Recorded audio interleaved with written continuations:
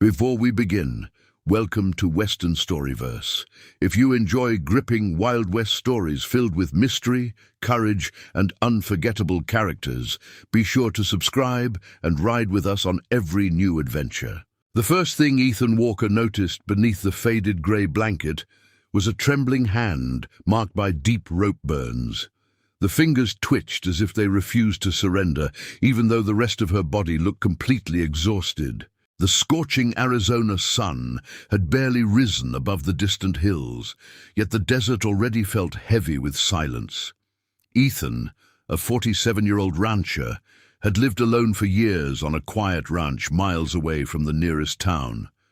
After losing his family long ago, he had chosen a peaceful life where strangers rarely crossed his gate. That peaceful morning ended the moment he spotted an abandoned wagon standing beside his fence.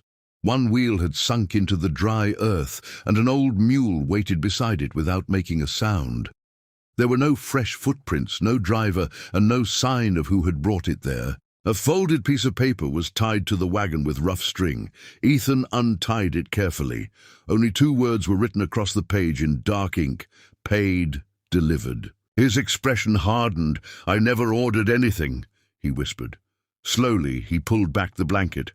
A young woman lay curled inside the wagon, weak from hunger and covered with bruises. Thick ropes bound her wrists so tightly that the skin had turned red.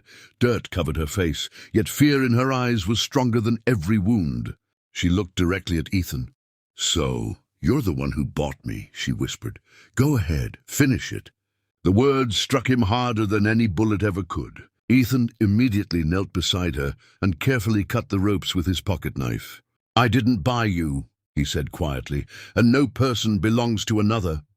She stared at him without believing a single word. For a long moment neither of them spoke. Then she whispered again, almost too softly to hear, "Please, don't send me back." Without another question, Ethan lifted her into his arms and carried her toward the ranch house. But as he turned around, his eyes caught a strange symbol carved into the wooden side of the wagon, a symbol he had seen many years before, on the day an innocent family disappeared without a trace. Someone had chosen his ranch for a reason.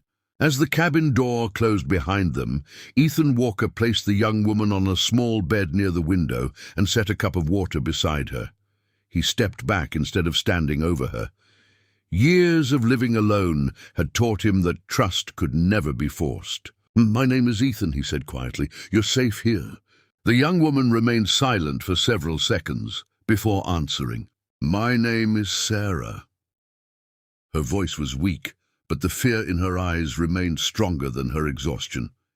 Ethan walked back outside to inspect the abandoned wagon more carefully.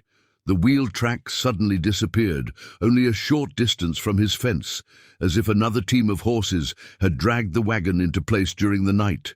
Whoever had left Sarah there knew exactly what they were doing. Near the tailgate he discovered something else, a small metal coin stamped with the image of a black raven. His face turned pale. He had seen that mark nearly 15 years earlier during a cattle robbery that had ended with 3 innocent ranchers dead. Everyone believed the gang had vanished forever. Apparently they hadn't. Ethan saddled his horse and rode toward the nearest town. Dust followed him across the empty trail until he reached the freight office beside the railroad station. The elderly clerk studied the strange coin and immediately lowered his voice. "You shouldn't be carrying that." "Tell me why," Ethan replied. The clerk looked around to make sure no one was listening. "That mark belongs to the Black Raven outfit. They buy debts, then sell people who can't repay them." Ethan's jaw tightened. "Who brought the wagon to my ranch?" "I don't know," the clerk admitted, "but someone paid to have it delivered under your name." Back at the ranch, Sarah stood near the porch, watching every shadow across the open land. When Ethan returned, she knew from his face that the truth was worse than either of them had imagined. "They're coming, aren't they?" she asked. Ethan nodded once. "They won't stop until they believe they've taken you back."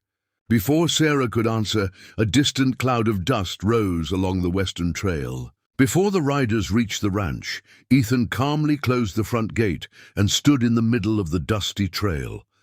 His hand rested near his holster, but he made no move to draw his revolver. Behind him, Sarah watched from the porch, fear written across her face. This time, however, she refused to run. The three horses stopped only a few yards away. Their leader, a tall man wearing a long black coat and a silver badge that meant nothing to honest people, smiled without warmth. "You're keeping something that doesn't belong to you," he said. Ethan met his eyes without blinking. "She's not property." The rider laughed. "According to the papers, she still owes a debt." Sarah stepped forward, her voice shaking but determined. "I don't owe you my life." The man's smile disappeared. "You owe everything." Before anyone could move, another horse approached from the eastern road. An elderly judge rode into the ranch yard, carrying a leather satchel filled with official documents. Beside him were two respected ranchers from the neighboring valley. "I believe this matter belongs before the law," the judge announced. He unfolded several papers and compared them with the documents carried by the stranger. After only a few moments, his expression turned cold. "These signatures are forged," he declared. "This woman was never legal property." The leader's confidence vanished. "You can't prove that," he argued. "I already have," the judge replied, "and the witnesses standing beside me will swear to it." The other riders slowly lowered their weapons. They had followed money, not loyalty. Seeing his plan collapse, the leader turned his horse and disappeared into the desert with the last of his men. Justice had arrived before another shot needed to be fired. Sarah looked toward Ethan with tears in her eyes. "You believed me when no one else would." Ethan smiled quietly. "Out here, a person's worth isn't decided by paper.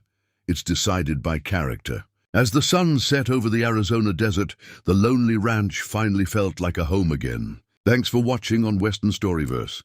If you enjoyed this Wild West adventure, don't forget to like, subscribe, and join us for the next original frontier story.